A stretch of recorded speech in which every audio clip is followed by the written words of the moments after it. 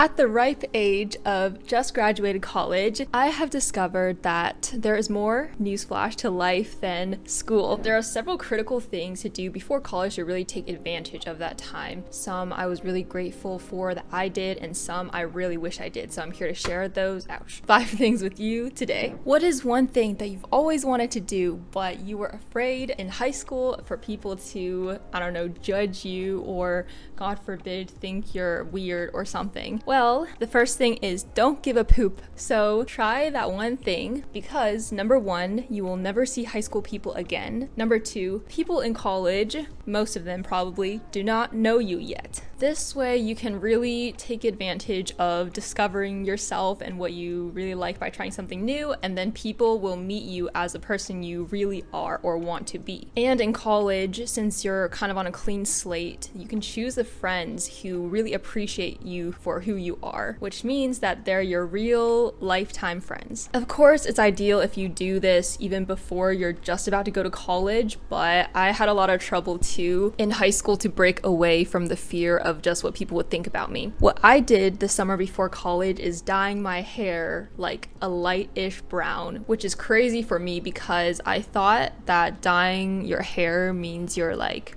extra with like weird colors and stuff, but it was always something I wanted to try because it's so cool to just change some aspect of your appearance and not have it be permanent. And so I really went ham. Fun fact, people actually thought the light brown was my natural hair color and that I was half white.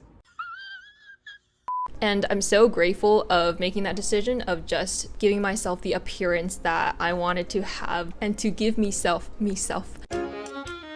give myself that makeover and the chance to reinvent myself and step out of my comfort zone, which I had been so boxed in during high school. This relates to number 1, but it could also just be something that you haven't had the time for. Summers are generally filled with that fun summer reading and other stressful things like padding your resume and working on college apps. So take advantage of the summer, and if you don't know what to try and spend your precious summer freedom on, then go out and search the internet and discover it. I think that I would have regretted it so much had I just spent my extra hours of freedom just, binging some show or something instead of discovering another hobby or passion and creating something that would also contribute to discovering the person I am. That suddenly sounded a little philosophical, but my point is that usually we're doing things for college, but you finally have the chance to be creative and do something you have not had time for, or you didn't have a specific reason or end goal for. And it's fun because it's voluntary. It's not just for grades and college apps. What I did was create a YouTube channel, and it was one of the best decisions of my life.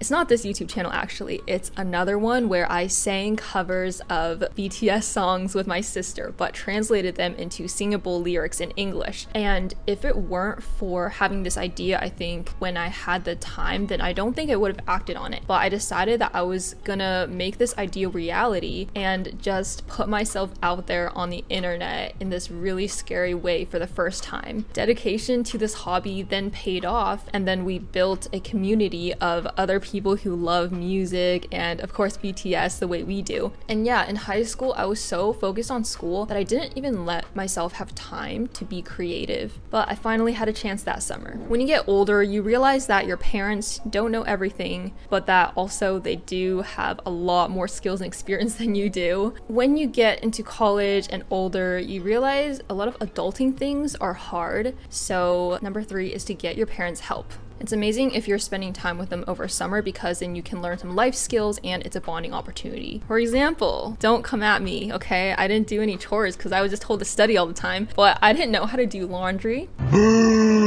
But just as an example, you can help your mom with laundry a few times just so your college start gets smoother. You can also learn to cook. I wish that I learned this from my mom way sooner because she has so many good, delicious homemade recipes that you really miss when you're in college. And then after college, you wish that you could make them yourself. And this is probably one of the rare chances that you can learn that from your mom or your dad if he's good at cooking. And the pandemic was actually a way that I I was able to kind of make up for not doing that the summer before college, because when we were in lockdown, my mom taught me some recipes like 翠花排骨, which is such a delicious rib, and that's one of my go-to recipes now as an adult. So if you want to eat good food, then make it yourself. And finance stuff too. I think that high school classes should just teach you these important adult life stuff, but they don't, at least not my school, so learn that from your parents as well. Purge in 3 ways. So number 1, in your childhood bedroom,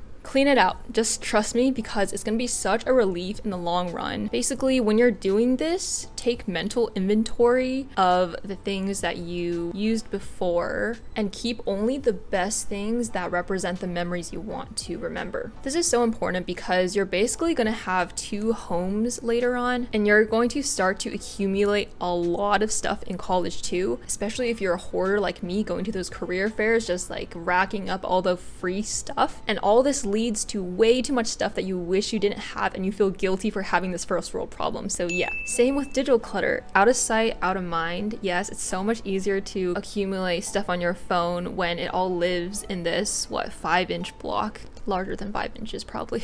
Wow. But now you finally have time to go back into your laptop, into your phone, into, I don't know, an iPad, to take care of all the pictures, all the files, all the, I don't know, essays you won't read anymore, and leave space to make new memories and new homework assignments that you'll get in college. This is a great chance to also reflect on those memories and organize them. The lighting is a little different now because unfortunately I've experienced for the first time as a YouTuber what it's like to have technical difficulties, and it's a couple days later, but we're gonna ignore that. I forgot my mic. You're going to make so many amazing new memories in college and take tons and tons of pictures, so make sure you have enough storage to do so. Those old AP notes and tests might seem like they'll come in handy later, but trust me, they probably won't. I don't think I touched mine at all, and in the future, the bright side is that I can use them to help students on the internet now. Overall, if you feel like it's risky and you want to keep them just in case, then try to get a soft copy of your notes so you don't have to lug all that paper all the way to wherever your college is. Start fresh for your new life. If you don't do this, it's going to be a huge hassle in the long run, because you'll basically be dealing with possessions from 2 different lives. Trust me, from a very regretful hoarder. Before college, and especially this summer leading up to college, you have especially more time on your hands, so please spend it. I don't know why I said please, it's like beneficial to you, but yeah, you want to spend it with your friends and family. This is a lot easier if you don't wake up at noon every day. Take it from me, I did not spend much time with all of my high school friends, and we lost touch after I went to Caltech. Granted, it's also a chance for you to decide who's, I guess, more worth your time, so you can see which friendships may be easier to last or that you want to last even after you go to college. Especially if you go to a out-of-state school, I think that's what it's called, then it's gonna be really, really difficult to, see your friends like you usually do, and you'll have new friends, new experiences, so take advantage of that time. Something I did well is that I think I did still hang out with a few select friends, which is great because then they turn out to be the ones that I think I really would have kept in touch with even up till now after college. And that was one of my besties from high school who was my doubles tennis partner, and we actually designed this dope t-shirt together. So yeah, check out the description and support my talented friend. Even though with family you've spent 18 years with them under the same roof, well, as much as you might not think it now, you're gonna miss it when you go to college and later in your adulting life.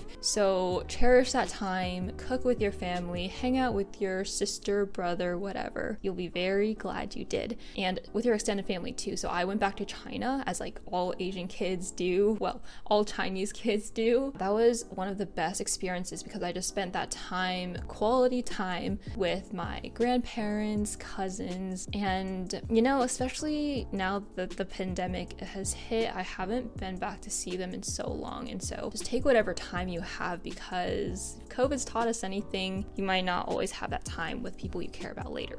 If you've been counting, congrats, you know that was the last one, but also you need to do things like remember your summer reading. If your school is as cruel as mine was and assigned you work before school even started, I guess that showed how torturous the work was really gonna be. Okay, have fun. Thanks for watching my video, and if you're interested in reflections about 4 years of college, then check out this one here.